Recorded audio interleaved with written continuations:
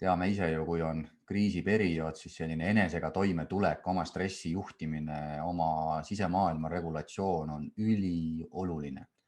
Ja sama võib öelda ka ju tegelikult selle möödunud aasta või ka kestva olukorra kohta, sest et me ju ei tea täpselt, mis nüüd saama hakkab.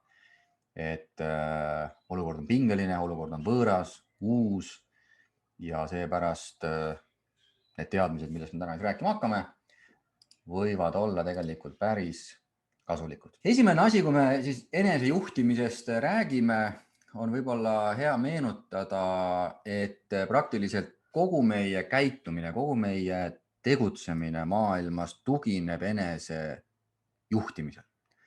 Sest et täiskasvanuna me omandame mingisuguse ameti, meil tekib mingi roll, me saame mingisuguses valdkonnas eksperdiks ja ma meelevaldselt võrdsustan selle siis nagu tarkuse, teadmiste, kogemustega ehk siis IQ-ga. Nüüd igapäevaselt me kohtume erinevate inimestega. Teie puhul on need täiskasvanud inimesed ja seetõttu selle IQ kõrval ülioluline on SQ, mida siis võiks nimetada sotsiaalne intelligentsus. Ja kui IQ viitab siis inimese võimele või täpsemini öelduna isegi ajuvõimele informatsiooni töödelda, et mida kiiremini aju töötleb mingit informatsiooni, seda kõrgem IQ justkui inimesel on. Nutikam ta on, seda kiiremini ta reageerib, seda kiiremini tema mõte liigub. Siis sellest kõrgest IQ-st te võite ise ju teada näiteks oma kollektiivist või oma minevikust inimesi, kes justkui on väga-väga targad. Nad teavad kõike, nad on palju õppinud, neil on mitu ülikooli kraadi, aga teiste inimestega nad läbi ei saa. Ükskõik kuhu kollektiivi nad lähevad, neil tekivad mingisugused probleemid.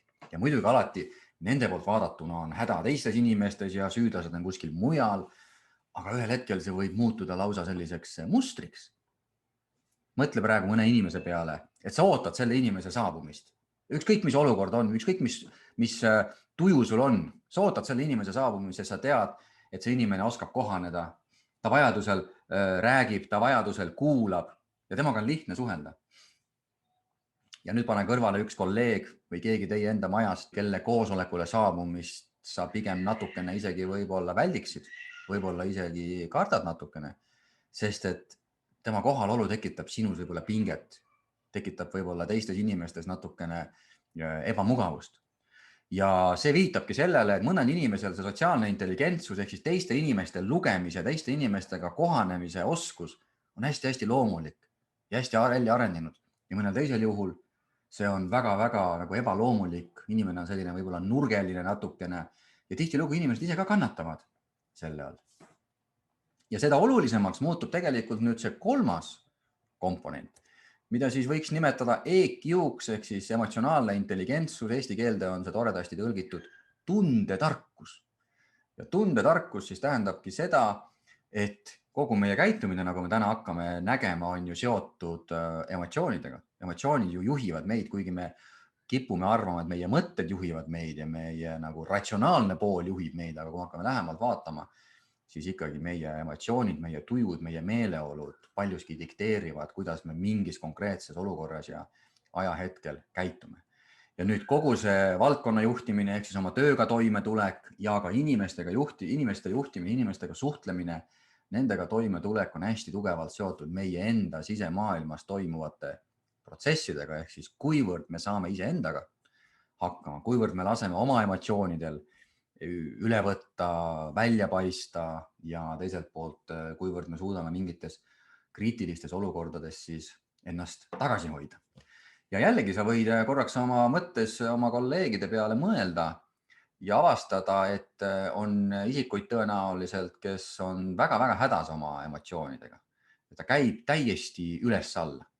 Ühel hetkel tuleb äärmiselt rõõmus, positiivne, optimistlik, heatujuline, sõbralik. Teisel hetkel tuleb täiesti all, närviline, vihane lausa, kõik, mis sülg suhu toob, tuleb välja. Ja sa tead juba, et ta ongi selline, et ta käib täiesti üles-alla, mingit stabiilsust ei ole. Et kui on see halb seis, tuleb lihtsalt oodata, et küll läheb üle. Ja mõni teab isegi enda juures selliseid omadusi olevat ja ta ütleb, jaa, mina olengi tead see emotsionaalne inimene ja ma olen uhke selle üle, ma lasen oma emotsioonidel olla, ma olen aus ja ehe inimene. Aga nagu me hiljem nägema hakkame, siis küsimus ei ole mitte aususes ja autentsuses, vaid oma emotsioonide valimatu välja elamine kolleegide peal, oma lähedaste peal võib pikaajaliselt päris palju negatiivset mõju avaldada, vaatamata sellele, et inimene ise õigustab seda mingisuguse oma omaduste või oma isiksuse laadiga. Ja nüüd samal ajal võib sul olla kollektiivis mingi inimene, kes on väga-väga tasakaalukas. Ja see ei tähenda seda, et ta oma tundeid alla suruks, et tema ei ole ehe, ta ei ole autentne, vaid sa võid avastada, kuidas moodi ta lihtsalt suudab erinevates olukordades suhestuda selle tegeliku olukorraga paremini, sest see esimene inimene suhestub rohkem oma emotsioonidega, emotsioonid juhivad teda. Aga see teine inimene on rohkem kontaktis just selle välise maailma, selle tegeliku reaalse maailmaga ja ka temal on täpselt samamoodi olemas 150 emotsiooni, nagu on sellel esimesel isikul. Aga mingil kummalisel kombel need emotsioonid ei võta seda juhtimist nii tugevalt üle. Ka tema vihastab, ka tema solvub, ka tema kardab, ka tema on hirmunud, ka tema on pettunud. Aga mingil kummalisel kombel ta suudab seda kõike paremini valitseda. Ja nüüd sa võid endalt küsida, et missuguse kolleegiga oleks mugavam, lihtsam koostööd teha. Kas sellise inimesega, kellel on lihtsalt hästi palju teadmisi, hästi kõrge IQ ja see on ka tema ego väga suureks kasvatanud.